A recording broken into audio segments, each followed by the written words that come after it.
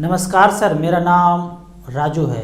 आज मैं best 3 mutual fund for salaried person के लिए या इस वीडियो में बता रहा हूँ। सैलरीड पर्सन ऐसे हैं कि अपने काम से फुर्सत नहीं है और कभी म्यूचुअल फंड के बारे में जाना नहीं, हमेशा प्रोविडेंट फंड में इन्वेस्ट करते रहे।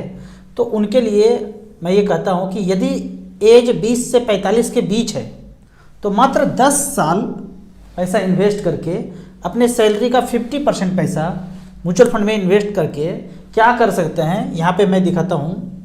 मान लेते हैं कि आप प्रोविडेंट फंड में कर रहे हैं, एनपीएस में कर रहे हैं, आरडी कर रहे हैं। अगर म्यूचुअल फंड नहीं कर रहे हैं तो यही सब चीज़ कर रहे होंगे, यहाँ पे कर रहे हैं। आप कहेंगे कि ये सब बंद कर दूँ और म्यूचुअल फंड कर लूँ, ऐसा कैसे होगा? एक कहावत है कि सारे अंडे को एक ही टोकरी में रख देंगे, वो टोकरी गिरा तो सब खत्म। मैं आपसे पूछता हूँ कि आपने प्रोविडेंट फंड में पैसा रखा है, उन्होंने पैसा कहाँ लगाया है? या फिर एनपीएस में पैसा लगाया है तो उन्होंने पैसा कहाँ लगाया है? या आरडी चला रहे हैं पोस्ट ऑफिस में तो पोस्ट ऑफिस वाले कहाँ पैसा लगाए होंगे? पता करने का कोशिश करेंगे तो पता चलेगा कि 70 से 80 कंपनी में इन्होंने भी पैसा लगाया है, वहाँ से पैसा जनरेट करके हमें 7 से 8% का ब्याज दे रहे हैं। मैं ये बोलता हूँ ये सब कुछ 10 साल के लिए बंद करके म्यूचुअल फंड एसआईपी में अगर करते हैं तो एसआईपी भी आपका पैसा 70 से 80 90 कंपनी में पैसा इन्वेस्ट करते हैं। तो ये कहना कि म्यूचुअल फंड में पैसा डाल दिया तो सारे अंडे एक ही टोकरी में डाल दिए, ये सच नहीं है। यहाँ 70 से 80 टोकरी है, आपके पास 80 अंडा है तो एक एक टोकरी में एक एक अंडा है। एक टोकरी गिरेगा तो एक ही अंडा फूटेगा। तो यहाँ पे मैं 3 म्यूचुअल फंड का बात करता हूँ कि 25,000 रुपये पर मंथ का एसआईपी अगर किया तो पहले तो कैलकुलेटर देख लेते हैं कि 25,000 रुपये पर मंथ यहाँ से एसआईपी के कैलकुलेटर में गए और अभी से मात्र 10 साल जो भी चीज़ कर रहे हैं उसको बंद करके इंश्योरेंस कर रहे हैं, यूलिप कर रहे हैं, कुछ भी कर रहे हैं, प्लॉट फ्लैट का ईएमआई चला रहे हैं, सब कुछ 10 साल के लिए स्टॉप करके 25,000 रुपये पर मंथ 10 साल के लिए मात्र 13% रिटर्न कैलकुलेट कर रहा हूँ। यहाँ पे 30 लाख जमा होगा, 61 लाख रुपये बन जाएगा। अब इस 61 लाख रुपया को लमसम में रख दिए 61 लाख को और 5 साल छोड़ दिए। 10 साल तो पैसा दिया, हर महीने देते रहे, 10 साल के बाद रुक गए, 5 साल छोड़ दिए यहीं पे। फिर 13% के रेट से ये 61 लाख का वैल्यू हो जाता है 1 करोड़ 12 लाख रुपया। जब 1 करोड़ 12 लाख हो जाए और मैं मानता हूँ कि फिर 15 साल के बाद आपका रिटायरमेंट का एज आ गया, उस 1 करोड़ 12 लाख को अब एचडब्ल्यूपी के सेक्शन में रख रहे हैं। पहले एसआईपी चलाया, जितना पैसा जमा हो गया उसको वन टाइम में यहीं पे छोड़ दिए। अब वन टाइम में करने के बाद 5 साल के बाद 1 करोड़ 12 लाख हो गया, अब पेंशन पे आ जाते हैं।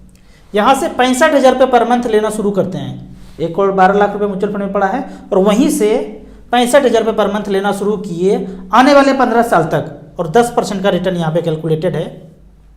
तो टोटल पेंशन विड्रॉ करेंगे 1 करोड़ 17 लाख और बाद में बैलेंस वर्थ बच जाएगा 2 करोड़ 27 लाख। दोनों को जोड़ेंगे टोटल वर्थ होता है 3 करोड़ 44 लाख रुपया। तो इस तरह से यहाँ पे पहले मैंने 13% कैलकुलेट किया और बाद में 10% कैलकुलेट किया।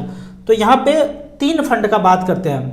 अगर तो आप पहली बार इन्वेस्ट कर रहे हैं और कहीं कुछ म्यूचुअल फंड का नाम सुना नहीं था तो आपके भरोसे के लिए, आपके कॉन्फिडेंस के लिए मैं बोलता हूँ SBI mutual fund, HDFC mutual fund और आईसीआईसीआई म्यूचुअल फंड।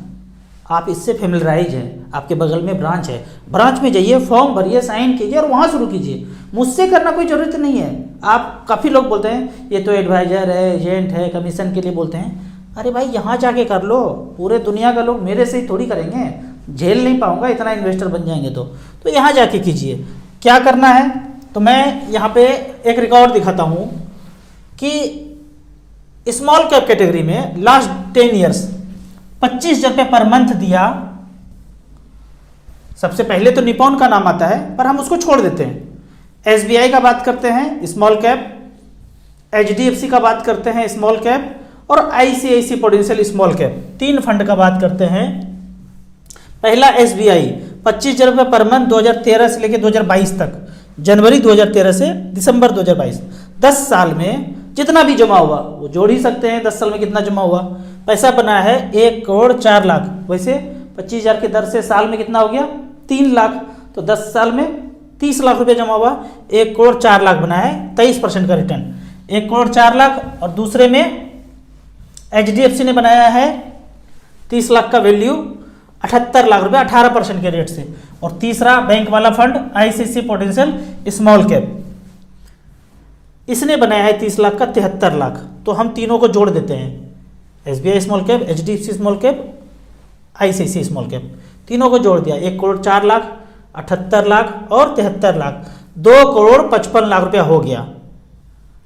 हमें 10 साल में कितना चाहिए था? एज पर कैलकुलेशन हमें चाहिए था 61 लाख रुपया। SIP किया था, SIP करने के बाद हमको मात्र 61 लाख रुपया चाहिए था, पर यहाँ पे 61 लाख के बजाय पिछला एक्चुअल रिकॉर्ड 2 करोड़ 55 लाख रुपया होता है। 6 चौके 24, 6 चौके 24, 4 गुना पैसा हुआ है। मैं 4 गुना कम आंक करके कैलकुलेट कर रहा हूँ 13% के रेट से, 4 गुना कम कैलकुलेट कर रहा हूँ कि जितना पीछे मिला आने वाले दिनों में हमारा भाग्य इतना खराब हो कि जितना दिया था उससे 4 गुना कम मिले तो 61 लाख रुपया बनता है। तो मेरा ये कहना है कि 10 साल में सारा का सारा पैसा, सारा मतलब जरूरी खर्च करने के बाद लगभग 50% पैसा, जो कि 25,000 का अमाउंट होता है, वो पैसा इन्वेस्ट कर देंगे और 5 साल के लिए छोड़ देंगे, फिर यहाँ से पेंशन लेना शुरू करेंगे।